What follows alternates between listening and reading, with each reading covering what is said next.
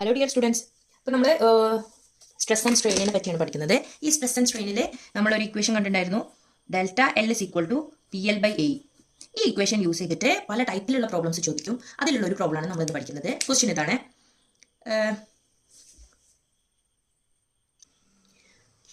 ഒരു 60 centimetre length ഉള്ള ഒരു സ്പ്രിങ്. അപ്പോൾ ഇൻ കേസ് വിചാരിക്കുക ഇതൊരു സ്പ്രിങ് ആണ്. ഇതിന് ഹൊറിസോണ്ടൽ വെർട്ടിക്കൽ 60 സെൻറ്റിമീറ്റർ ലെങ്ത് ഉള്ള ഒരു സ്പ്രിങ്. ഇതിൽ 200 കിലോഗ്രാം അല്ല, 200 ഗ്രാം വെയിറ്റ് ഇട്ടപ്പോൾ ഒരു പുള്ള് അല്ലെങ്കിൽ വെയിറ്റ് അല്ലെങ്കിൽ ഒരു 200 ഗ്രാം കൊണ്ട് ഇത് വലിച്ചപ്പോൾ അതിനുണ്ടായിരുന്ന എക്സ്റ്റൻഷൻ എന്ന് പറയുന്നത് എന്താ? 2 സെൻറ്റിമീറ്റർ ആണ്. അങ്ങനെയാണെന്നുണ്ടെങ്കിൽ ഈ സെയിം സ്പ്രിങ്ങിൽ 200 ഗ്രാമിന് പകരം ഒരു 500 ഗ്രാം ആണ് നമ്മൾ അപ്ലൈ ചെയ്യുന്നത് എന്നുണ്ടെങ്കിൽ ഈ സ്പ്രിങ്ങിൽ ഉണ്ടാകുന്ന എക്സ്റ്റൻഷൻ എത്രയാണെന്നാണ് നമ്മളോട് ചോദ്യം. സെയിം സ്പ്രിങ് ആണ്, ഡിഫറെൻറ്റ് കണ്ടീഷൻ. ഫസ്റ്റ് കേസിൽ നമ്മൾ 200 ഗ്രാം ഇട്ടു, അപ്പോൾ ഉണ്ടായിരുന്ന എക്സ്റ്റൻഷൻ നമുക്കറിയാം. അങ്ങനെയാണെന്നുണ്ടെങ്കിൽ സെയിം സ്പ്രിങ്ങിൽ നമ്മൾ 500 ഗ്രാം ഇട്ടാൽ ഉണ്ടാകുന്ന എക്സ്റ്റൻഷൻ. അപ്പോൾ മെയിൻ ഇക്വേഷൻ എന്ന് പറയുന്നത് നമ്മൾ ഈ ഒരു മൊഡ്യൂളിൽ നിന്ന് വരുന്ന ഒരുവിധം എല്ലാ പ്രോബ്ലത്തിന്റെ ആൻസേഴ്സ് എന്ന് പറയുന്നത് പി എൽ ബൈ എ ആണ്. അപ്പോൾ പി എൽ ബൈ എ എന്നുള്ള ഇക്വേഷൻ യൂസ് ചെയ്തിട്ട് ഇതെങ്ങനെ കണ്ടുപിടിക്കാൻ നോക്കുന്നത്. ഇത് കേസ് 1 ആണ്. കേസ് 1 നമുക്ക് കിട്ടി delta L is equal to P L by A എന്ന് പറഞ്ഞ ഇക്വേഷനിൽ സബ്സ്റ്റിറ്റ്യൂട്ട് ചെയ്യാണ് കേസ് 1. അപ്പോൾ ഗിവൺ ഡാറ്റാസ് ഫസ്റ്റ് എഴുതണം. ഗിവൺ ഡാറ്റാസിൽ ഞാൻ പറഞ്ഞിട്ടുണ്ട് നമ്മൾ എല്ലാ യൂണിറ്റുകളും ന്യൂട്ടണിലെ, മില്ലിമീറ്ററിലെ, ഇങ്ങനത്തെ യൂണിറ്റുകളാണ് നമ്മൾ സാധാരണ യൂസ് ചെയ്യുക. ന്യൂട്ടണ്, മില്ലിമീറ്റർ അങ്ങനെ സംഭവം. അപ്പോൾ ഗിവൺ ഡാറ്റാസ് എന്തൊക്കെയാണ്? ഫസ്റ്റ് തന്നിട്ടുള്ളത് ലെങ്ത് ഓഫ് ദ സ്പ്രിംഗ് ആണ്, which is equal to 60 centimetre. സെൻറ്റിമീറ്ററിനെ നമ്മൾ നമുക്ക് കൺവേർട്ട് ചെയ്യുമ്പോൾ എന്ത് ചെയ്യും? 60 × 10 മില്ലിമീറ്റർ.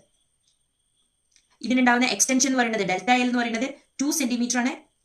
സോ 20 mm ആണ് mm-ലേക്ക് കൺവേർട്ട് ചെയ്യുമ്പോൾ. പിന്നുള്ളത് ഇവിടുത്തെ ലോഡാണ്. ലോഡ് എന്ന് പറയുന്നത് 200 ഗ്രാം ആണ്. ഗ്രാമിനെ കിലോ ന്യൂട്ടനെ ന്യൂട്ടൺ ആക്കാനും മെഗാ ന്യൂട്ടൺ ആക്കാനൊക്കെ നമ്മൾ പഠിച്ചിട്ടുണ്ട്. പക്ഷേ ഗ്രാമിനെ എങ്ങനെ നമ്മൾ ന്യൂട്ടൺക്ക് കൺവേർട്ട് ചെയ്യും? ഈ ഗ്രാമിനെ ഫസ്റ്റ് കൺവേർട്ടഡ് ഇൻറ്റു കിലോഗ്രാം. അതായത് 200 ഗ്രാമിനെ കിലോഗ്രാമിലേക്ക് കൺവേർട്ട് ചെയ്യുക എങ്ങനെയാ? Into 10⁻³ okay.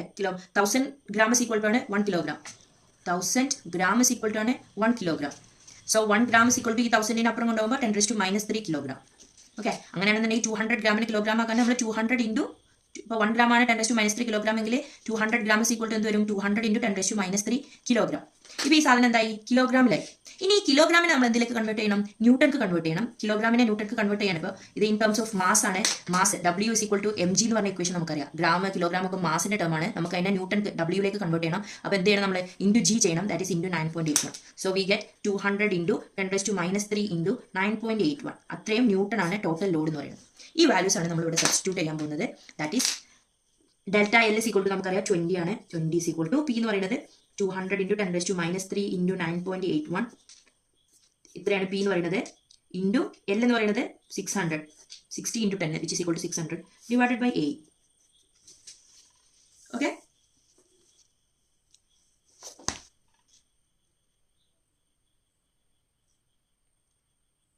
ഇത് ചെയ്യുമ്പോൾ നമുക്ക് A is equal to 0.2 into 9.81 into 600 divided by 20 എന്ന് കിട്ടും.